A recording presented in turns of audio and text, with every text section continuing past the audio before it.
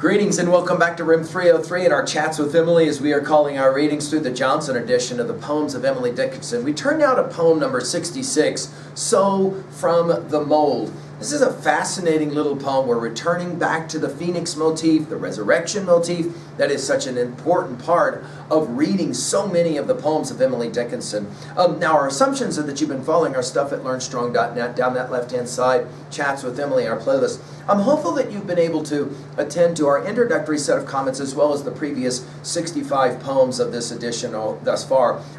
We just finished with poem 65, I Can't Tell You. Now, there's any number of ways to read this poem. Several scholars have pointed out that you could just put the word just as in front of a poem like this, or some combination of that. Let's enjoy the poem. So from the mold, scarlet and gold, many a bulb will rise, hidden away cunningly from sagacious eyes.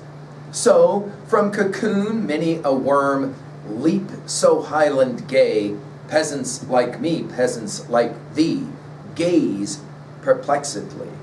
Now, the great scholar Judith Farr pointed out that this poem may have something to do with the idea of how the artists becomes the artists. So, for example, she made the observation that you could put the words, just as the secret artist is discovered, so from the mold, scarlet and gold, many a bulb will rise. I find that a fascinating way to read this poem, so I thought I would share it with you. Let's go through it really fast. Notice the so that will begin both of the two stanzas. So from the mold, we'll play this game again when we get to poem 392.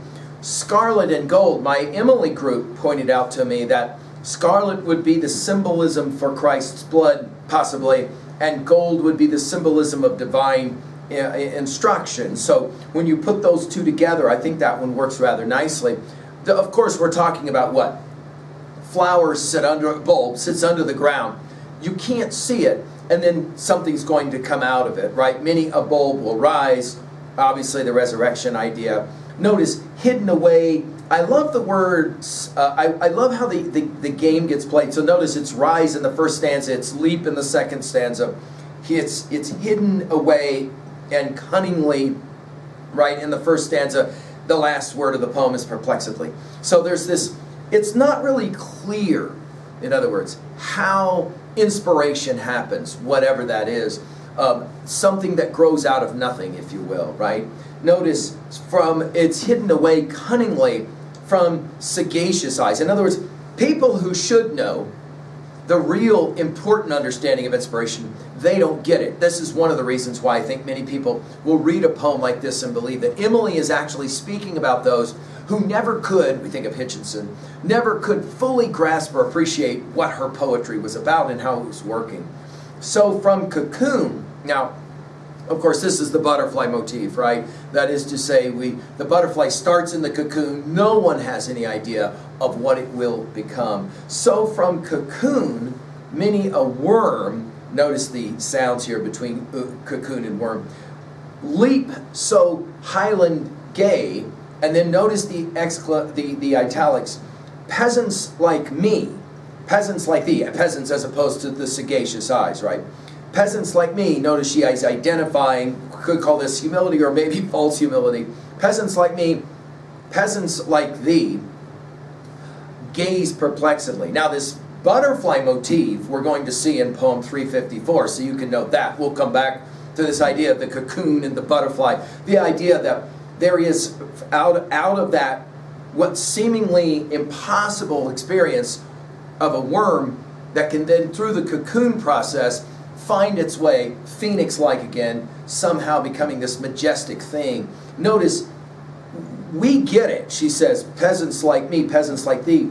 We gaze perplexedly. We're trying to figure out the enigma as opposed to the sagacious eyes, which will never, ever fully understand it. Well, what are we going to do with a poem like this at 2A? Well, I think that she's making the argument that inspiration is, in fact, a mystery. It's an enigma, very much like nature itself. I love, at 2B, the repetition of so and so. I love these mirroring words like rise and leap, and I love the symbolism of the flower and the butterfly as well. At 3, there's so many ways that we could connect this one. I think of Thoreau's Walden, the lessons of nature, as he will point it out. I'd like to point out the poem, The Phoenix, in Charles W. Kennedy's early English Christian poetry. And I have the American poet Denise Fletcher, who's sharing ideas with me throughout all of these lectures. And she shared with me this volume and that poem, and it's on page 231 of the Charles W. Kennedy's early English Christian poetry. And the Phoenix, of course, is, I think, in many ways standing behind a poem like this, that idea that's so ancient, right? That motif that's ubiquitous in cultures, that out of the ashes comes the new bird, the new birth, right? The resurrection.